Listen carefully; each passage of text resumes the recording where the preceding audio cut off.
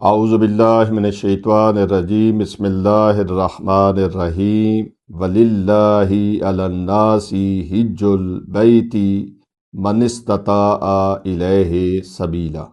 اسی کے ذیل میں ایک مسئلہ آتا ہے کہ مکہ اور مدینہ میں نماز کا کیا حکم ہے۔ مسافر کے لیے نماز قصر پڑھنا واجب ہے کہ وہ اپنی 4 رکعتی نماز کو 2 رکعت نماز پڑھے گا۔ کوئی بندہ عمرے پہ ہے یا حج پہ ہے تو اس کے لیے کیا حکم ہے؟ تو مدینہ ہو چاہے مکہ ہو، پورے مدینے میں، چاہے جدید مدینہ ہے یا قدیم مدینہ ہے، یعنی پرانا شہر ہے، رسول خدا کے زمانے میں صرف مسجد نبوی اور اس کے ارد گرد کا علاقہ مدینہ تھا، اب مدینہ بہت پھیل چکا ہے۔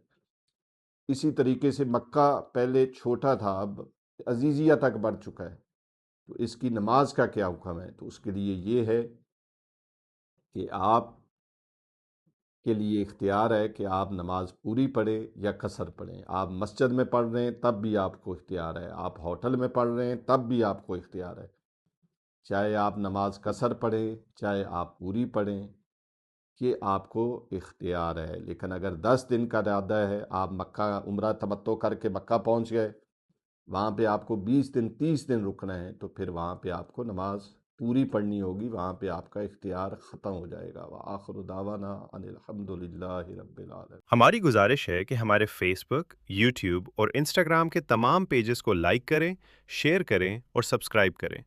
آپ کی حوصلہ افزائی ہمارے لیے قیمتی سرمایہ ہے۔ شکریہ۔